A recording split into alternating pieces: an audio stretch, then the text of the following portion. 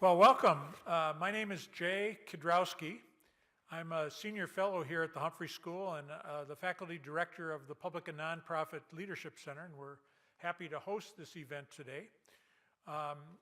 What we're going to do is have a presentation by Dr. Steuerle, some comments by a senior fellow here at the Humphrey School, Art Rolnick, and then some questions from you and some answers from Dr. Steuerle. So let me introduce Dr. Steuerle. C. Eugene Steuerle is a Richard B. Fisher Chair and Institute Fellow at the Urban Institute and a columnist for The Government We Deserve. He has served as Deputy Assistant Secretary of the Treasury for Tax Analysis, President of the National Tax Association, Chair of the 1999 Technical Panel advising Social Security on its methods and assumptions, Economic Coordinator and National Organizer of the 1984 Treasury Study that led to the Tax Reform Act of 1986, President of the National Economics Club, Educational Foundation, Resident Fellow at the American Enterprise Institute, Federal Executive Fellow at the Brookings Institution, and a columnist for Financial Times. Dr. Steuerle is the author, co-author, and co-editor of 15 books and over 1,000 articles, briefs, and congressional testimonies.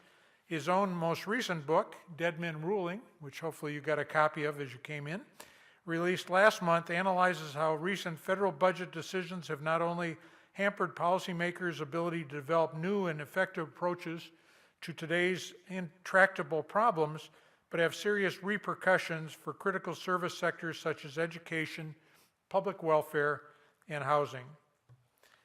I'll invite Dr. Steuerle up at this point, and then I'll introduce Art Rolnick for comments afterwards.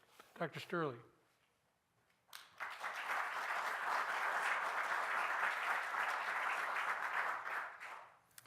Well, thanks, Jay. It's an honor to be on the podium with you and Art. I've known Art for a long time and greatly admire him and know a great deal about you as well, Jay, and also an admirer, so it's a pleasure to join you.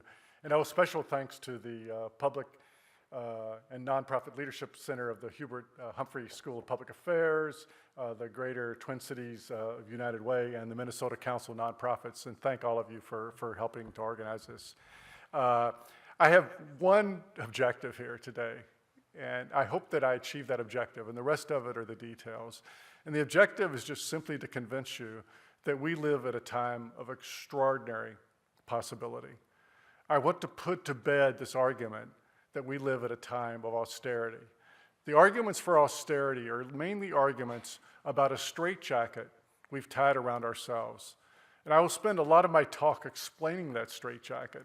And as I explain it, I find audiences often take that message as being very negative about what we are doing or not doing. But I want to be clear, this is not an issue of our problems are not issues or some foreign attack or some disease was unknown to us. That most of the fiscal issues that we talk about today are simply arising from a straitjacket we tie around ourselves. In fact, a straitjacket we tie around ourselves to deal with good things that are happening to us, like living longer and having better health care. So if you go away with that message, I think you'll see some great possibilities that we can go forward into the future. Now, words sometimes get interpreted in funny ways. Words like deficit and aging, stuff like that, and often get misinterpreted. And I'm reminded a little bit of some misinterpretations that take place in church and synagogue bulletins, where the wording is correct, but you might misinterpret it. One of them was, please remember to put your contribution in the collection basket along with the person you'd like remembered. And another one was Eliza McGillicuddy saying, I will not pass this way again, much to the delight of the congregation.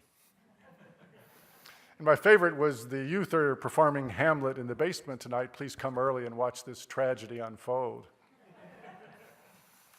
So the United States has always been a nation of groundbreaking achievement, spurred by a sense of mission and destiny. It's been that way since almost the beginning, as when Governor John Winthrop told his shipmates aboard the Arabella in 1630, for we must consider that we shall be as a city on a hill. The eyes of all people are upon us. That's embarrassing. Eyes are upon me, especially now.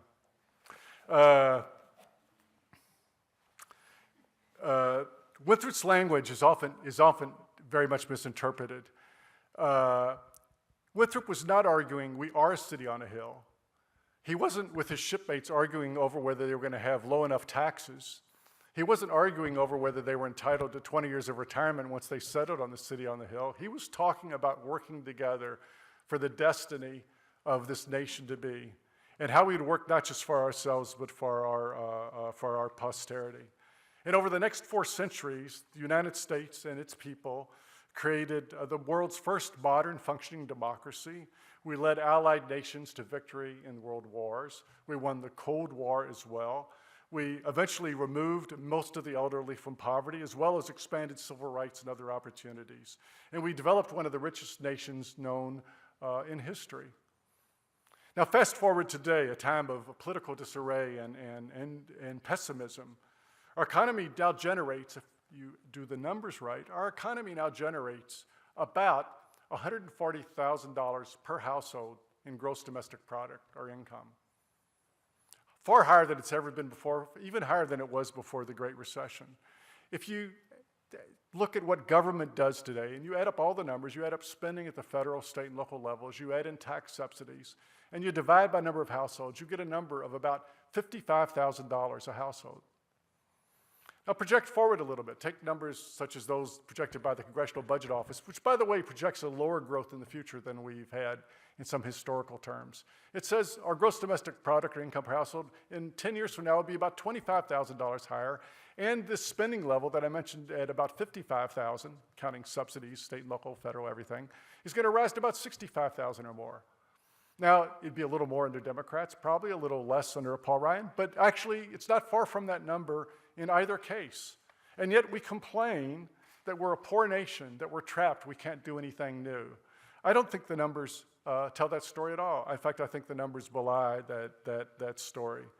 Yet on challenge after challenge, from educating our children to taking care of our infrastructure and our highways, to reforming our government, to basically just investing more in our future, we seem to be at a stagnant era, or a stagnant state.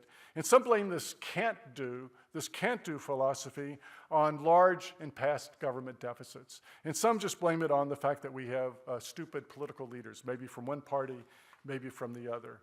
I think these are often misinterpreted. These actions, the question of what our political actors are doing, as well as the deficit, are symptoms of a broader disease. And the disease that I diagnose is something that has developed over several decades, and that's the extent to which both political parties have attempted more and more to control that future.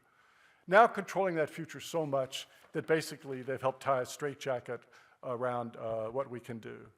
So that in recent decades, both parties have conspired to basically respond with a series of public programs and create new ones that automatically grow so fast that they absorb every dollar of revenue that government would ever have, both under current laws and even under tax increases we might enact.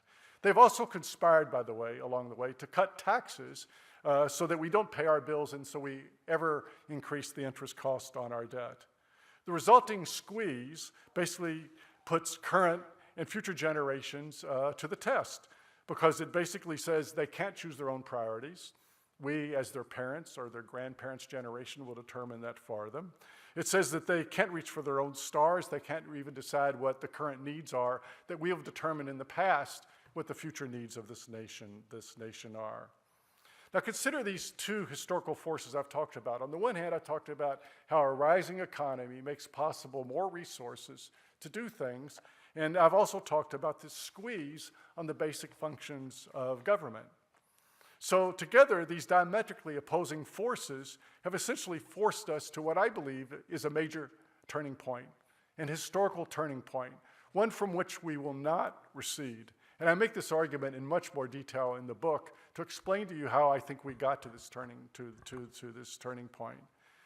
But what is required to move through this point in which we must restore flexibility to the budget, is nothing less than a freeing up of our resources so that we can again make the choices for the types of needs, or the types of demands that the public saw in the past and that they are going to again see in the future. And along with economic growth,